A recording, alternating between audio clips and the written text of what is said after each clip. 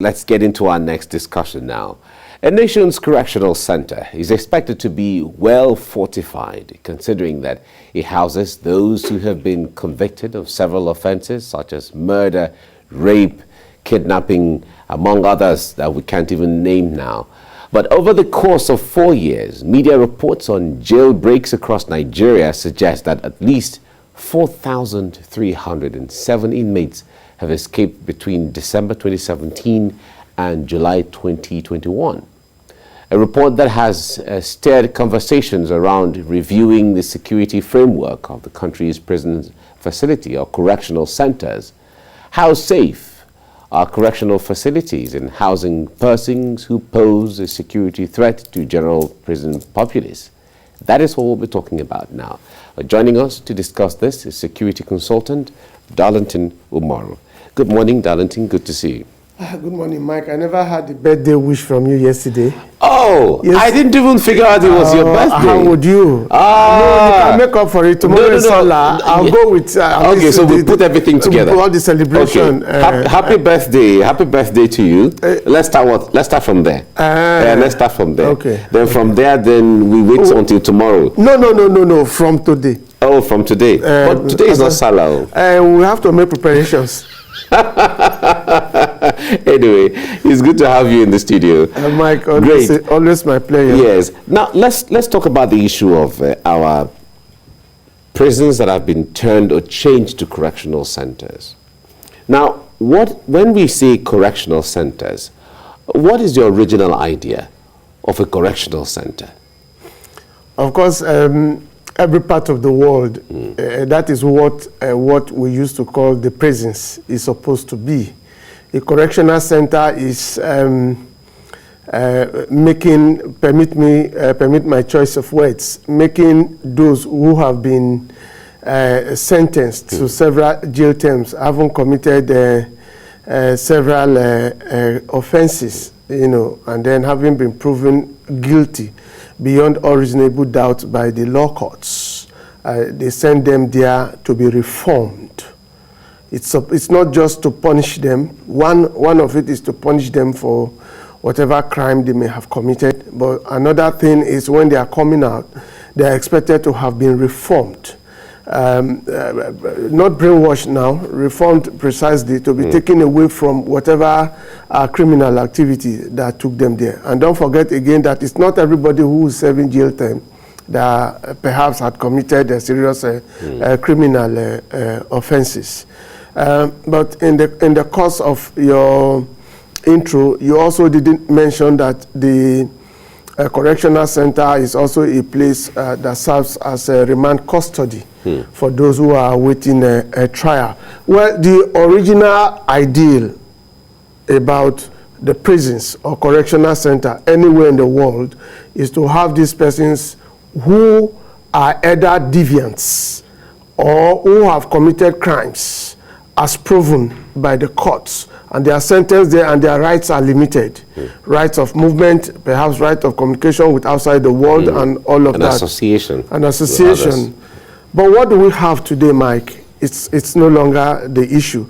The nomenclature, changing prisons to correctional center, I don't think is what we need at this point in time. I draw your attention to when Buhari was elected. In one of those days, one of the things he was alleged to have said was that he was going to build more of these facilities, because the facilities we have today are overwhelmed. They are overwhelmed. I've been privileged to visit some of them. They are not just being overwhelmed. The checks and balances are not even there. I'll tell you a brief story. A gang of armed robbers attacked a bullion van in Ebonyi State. 4 policemen were fell. The robbers were able to kill 4 policemen, but those were those escorting the bullion van, and the bullion van with the cash escaped, but the policemen never escaped with their lives because they were trying to protect the bullion van from theft. Those same robbers left from that place because that robbery didn't succeed. They left immediately and went to Oka in Anambra State, the Awka State capital. That's in And then they went to recharge card dealer, and they robbed that recharge card dealer of about 7.5 million, including other valuables. From there, they moved on to Asaba. The next day from Asaba, they moved to Akwa Ibom, where they succeeded in another armed robbery incident. They were now planning another bank robbery when the IRT, led by Abba Kyari, swooped on them and they were arrested. You want to ask me why that story? The man who coordinated that robbery event was actually in the prisons in Lagos here, Ikoyi. His name is Clement Ahanara, alias Millions. He was in prison. He was not serving jail term. He was awaiting trials because he was arrested, having been alleged to have been involved in many bank robberies, included one in Festac, one in Agbara, the other one somewhere, about 3 of them in Lagos, before the IRT team arrested him. And he was in Ikoyi prisons awaiting trials. Now, while in Ikoyi prisons awaiting trials, Millions met another person who was serving jail term. That person introduced 2 soldiers that were fired, that were sacked from the military service, who were now into those activities. That particular man introduced those 2 to Millions. Millions' cousin in Asaba got that business from another friend who introduced the bullion van robbery thing to him. That his cousin had been working with Millions, but IRT was on his trail. Do you get the story now? Yes. Now, that one in Asaba, Millions' cousin, called Millions in the prisons. He called Millions to say there's a deal. And then Millions worked it out for him, how they should go about it. And Millions contacted people for him, including those 2 soldiers that had been sacked. While in prison. He is still in prisons, he coordinated that armed robbery from Ikoyi prisons here in Lagos. He put 1 and 1 together. He got the contacts of these 2 soldiers from another person serving prison term in Ikoyi prisons there, who needed what to do. And then he linked those 2 soldiers, sacked soldiers, not serving soldiers now, up with his cousins in Asaba. And then the guy who brought the deal to his cousin in Asaba provided the firearms and the dynamite. Kai. It sounds like a movie. Yeah, what I'm telling you now sounds like a movie, but it's there. Maybe after the program I'll give you it's a security report. This was how Millions in Ikoyi prisons contacted every other person, arranged it, and then they went for that attack that failed. It failed because the time they projected that the bullion van would arrive was not the exact time the bullion van arrived. So it's like the bullion van came earlier, and so they were not prepared according to their own confession. And so the police, the smart policemen who were escorting that bullion van, noticed those 2 sacked soldier men. I kept saying sacked so that it will be clear that they are not serving soldier men, former soldier officers who put on soldier uniform in that attack. And so by the time those policemen noticed that, the police escort opened fire on the armed robbers. And so they were taken on arrest, but they didn't survive it. 4 of them were killed, but the bullion van succeeded in escaping. The point is that it meant that if this is supposed to be a correctional center, people could still link up each other. A man was standing trial. He met another man, perhaps, who was sentenced to jail for one criminal activity. They were still able to coordinate each other, and their communication took place. According to the confession of Millions' cousin, who was eventually arrested by IRT. But that's the challenge. Are they supposed to have, because if it is called a correctional center, although not a prison anymore, is part of the privilege supposed to be them having phones where they can make all Why the would they have phones? I talked about privileges being cut. That's the essence of you going to prison. Yeah, exactly. Or being remanded in a place. Cut you off from, well, because ordinarily, if the court would have granted that he should be kept in the prisons awaiting trial, to cut off communication with some of his gang and all of that, who IRT was still on their trail as at that time. But eventually, he still had, the cousin in his confession said he called him. So he called him and they discussed all of this, and he was the one who planned it for them as their boss. So which meant that privileges. I had also been able to speak with somebody who was supposed to be in remand awaiting trial at a point in time in Abuja, although his was not a criminal activity. But I was able to talk with him on phone severally. I'm telling you about what happens now in where the places that are supposed to be a correctional center. One, Mike, the lesson simply is one, criminals can still coordinate themselves inside the prisons. No communication break.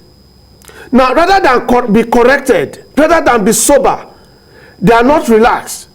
Okay, you take me out of the society, does not stop me with communication gadgets from still relating and coordinating armed robbery attacks or other attacks, even kidnapping attacks. Is this with the help of correctional officials? How would they get phone? How would they get phone to do communication? Are you saying somebody could visit?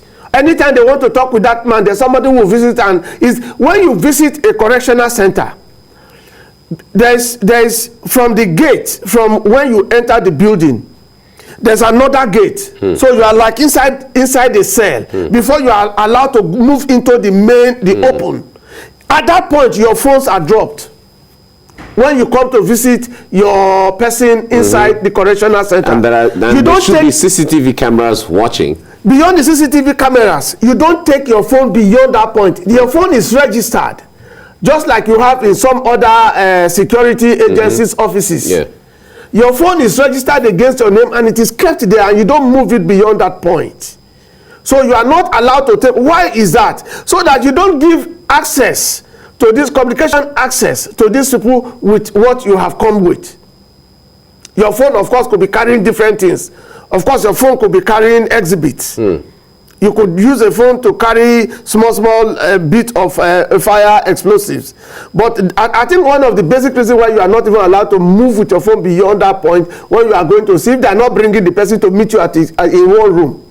But even so, your phones are collected. So what does that tell you? It meant that apparently it's difficult for a visitor to have taken a phone to somebody in remand custody or somebody who is serving a jail term. If that answers your question. Yeah, of course, the answer is the question. I hope you are not overwhelmed. No, I'm not overwhelmed. It's just that I'm just imagining why this should happen, and from what you have said, that it means that if a visitor will not or is not able to take all of these things into the prison service or into the prison facility or correctional facility, then there's a cooperation. Either they came with it and the blind eye was turned and they went in with it, or officials. Cooperation. Just use the word cooperation. Okay, cooperation covers, is an umbrella word that covers all you want to say. And if it is cooperation, they say with special arrangement the devil could see God, but I don't know how true that is. If God could chase the devil away from his kingdom. But yes, excuse me, there's a common saying that with special arrangement the devil could see God. Now, we know the extent of corruption in this country. There's no gainsaying the fact that we need to revisit all of that. So whatever you want to explain to the viewers right now has to do with cooperation. Whether somebody will come, but how regular would that person be? Or how are you even sure? We don't even know. I'm not sure about this one I want to say. Are you even sure that the man does not have a permanent phone on him? How were you sure that he was not having a phone permanently on him based on cooperation? It could have been delivered to him, whether you like it or not. Again, don't also forget that it's in this same country that Falana did say at a point in time that some drug barons will be sent to prisons, but along the line they are exchanged and they are not really themselves going there to serve. So it tells you that Many of them will not even stay in the correctional center. But the essence, like the drive is correctional center actually achieving the essence of the nomenclature change? That is the big question. The point there is, what should have, because we used to have the prison service, and all of that, and then what has changed? The government in its wisdom decided to change them from the prison to correctional center. So if nothing has changed, but what was expected to change? But in Ikoyi, I must also give kudos to Ikoyi prisons. Annually, they have a program where they display what inmates have manufactured.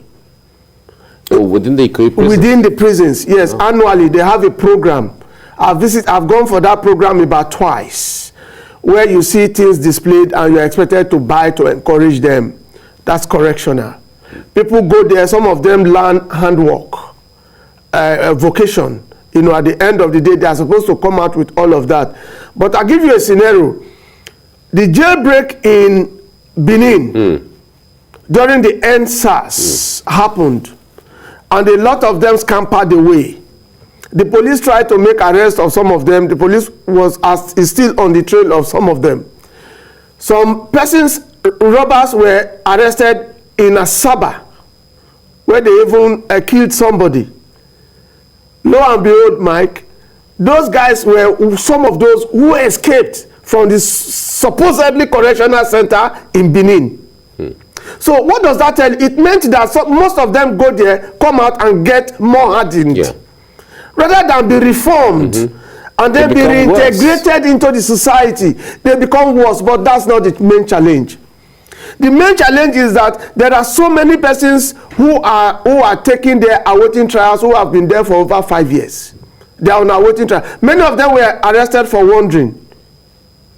These persons will get conscripted by the hardened criminals, and they will be promised all kinds of things, and then they see life differently.